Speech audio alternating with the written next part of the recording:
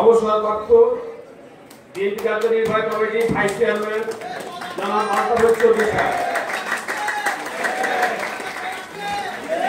কৃষি উন্নয়নের মাধ্যমে গ্রামীণ তথা জাতীয় অর্থনীতিকে জোরদার করা।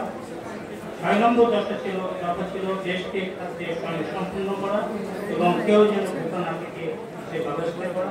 এবং আর একটি দফা ছিল যেটা ১৭ নম্বর, প্রশাসন এবং উন্নয়ন ব্যবস্থা বিকেন্দ্রীকরণ করা এবং স্থানীয় সরকারকে শক্তিশালী করা। এই দফাগুলোর মধ্যেই বাংলাদেশের গ্রামকে উন্নয়ন, স্বনির্ভর এবং গ্রামের মানুষকে স্বাবলম্বী করার দিক নির্দেশনা রয়েছে।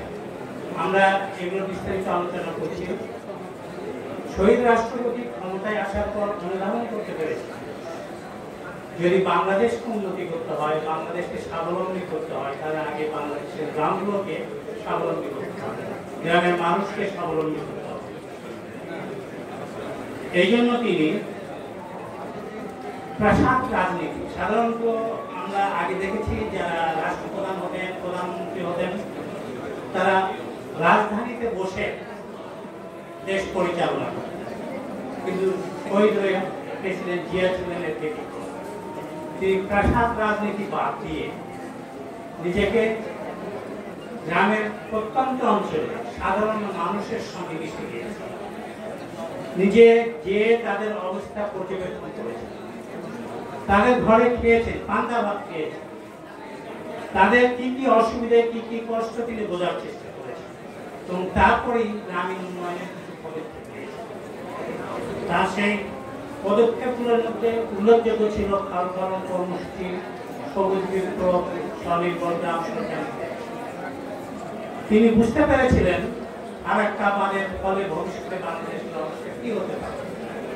তিনি বুঝতে পেরেছিলেন যদি একটি ব্যবস্থা গ্রহণ করা না হয় তাহলে বর্ষা মৌসুমে যখন ফারাক্কা বাঁধ খুলে দেওয়া হবে এদেশ বন্যায় ভেসে যাবে, আবার খরা মৌসুমে যখন ফারাক্কা বাঁধ বন্ধ করা হবে তখন আমরা শীতের জন্য পানি পাবো। সেজন্য তিনি খাল খনন কর্মসূচি গ্রহণ করেন এবং এই জন্য তিনি প্রায় ১৪০০ খাল খনন করেছেন। তিনি শুধু হুকুম দিয়ে খনন করেননি, নিজের উপস্থিত থেকে গ্রামের মানুষের সহযোগিতায়, সাধারণ মানুষের সহযোগিতায় স্বেচ্ছাশ্রমের বিনিময়ে এই খালগুলো খনন করেছে। তবে যারা দরিদ্র মানুষ, অসহায়, তাদেরকে কাজের বিনিময়ে খাদ্য কর্মসূচির মাধ্যমে মজুরি প্রদানের ব্যবস্থা করেছে, যেটা ক্যারিকা মানে বিশেষ পরিচিতি লাভ করেছে।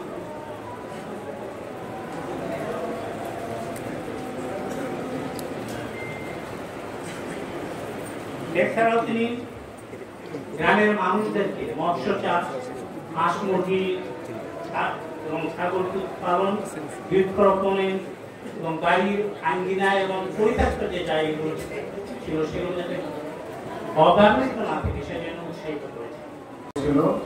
৭ই নভেম্বরের বিদ্রোহের পরে, রেভলিউশনের পরে উনি 1976-এ ক্ষমতা গ্রহণ করেই উনি মজলুম জননেতা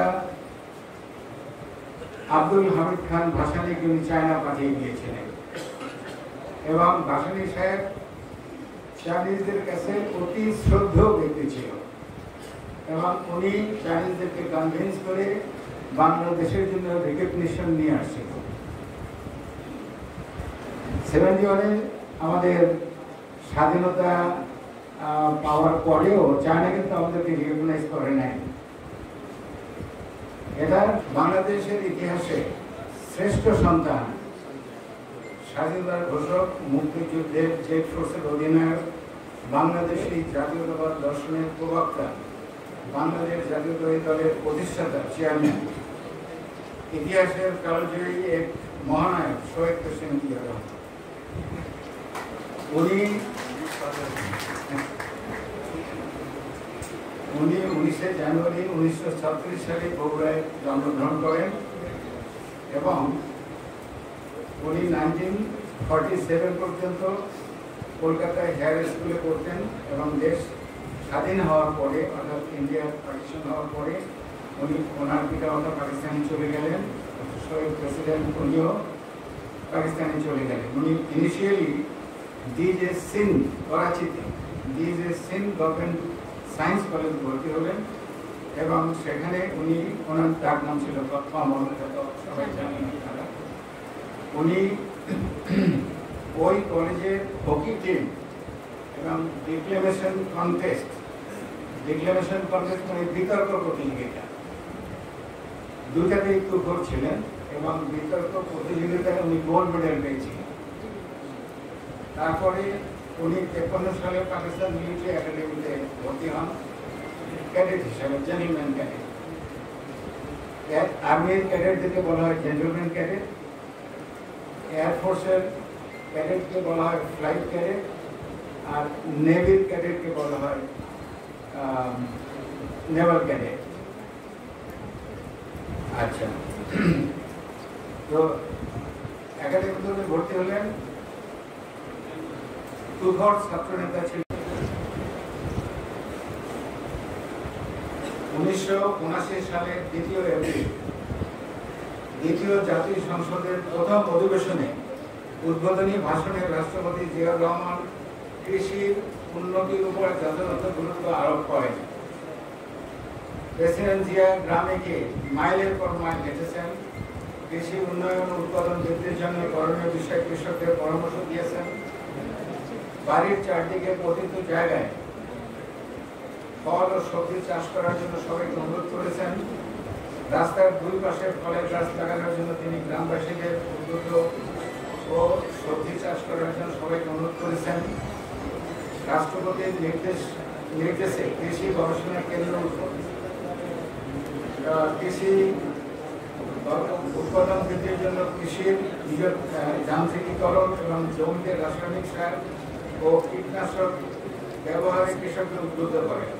কৃষিতে সবথেকে বেশি ভর্তুকি এবং সুলভ মূল্যে কৃষি যন্ত্রপাতির ব্যবস্থা সহ সার ও কীটনাশক মূল্যে মেরামত সংরক্ষণে কৃষকদের সহযোগিতা করার জন্য 6000 বেকার যুবককে প্রয়োজনীয় প্রশিক্ষণ দেওয়া হয়। এমনকি তারা যেন নিজ নিজ এলাকায় ছোটখাটো প্রকৌশল শিল্প প্রস্তাব করেছিলেন। শহীদ প্রেসিডেন্ট জিয়াউর রহমানকে কৃষক পিতা উপাধি দেওয়ার প্রস্তাব করেছিলেন। শুনেছেন বোধহয় আপনার এই কথাগুলো। জিয়াউর রহমান সত্যিকারই একজন কৃষক বান্ধব বন্ধু ছিলেন।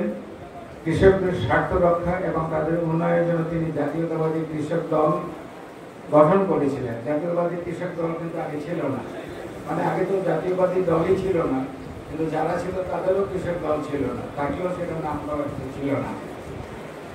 কৃষি ও কৃষকের উন্নতির জন্য গৃহীত বহুমুখী কার্যক্রমের জন্য তিনি এদেশের মানুষের মনের মণিকোঠায় অমর হয়ে আছেন। এই এখানে একটা সুন্দর কথা আছে, কাগজে লিখনা নাম কাগজ ছেড়ে যাবে, পাথরে লিখনা নাম পাথর ভেঙে যাবে, হৃদয়ে লেখো নাম সুনাম রয়ে যাবে। 30 মে জিয়ার শাহাদত বার্ষিকী, 43rd শাহাদত বার্ষিকী হলো এই বছর। এই মহান রাষ্ট্রনায়কের প্রতি রইল আমাদের বিনম্র শ্রদ্ধা।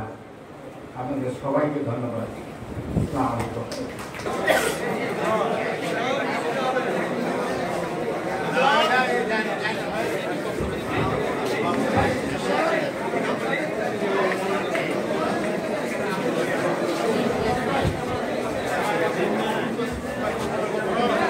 এই পর্যায়ে বক্তব্য নিয়ে আসছেন রাজশাহী মহানগর বিএনপির আহ্বায়ক বীর মুক্তিযোদ্ধা অ্যাডভোকেট সোনালী ঈশা ভাই।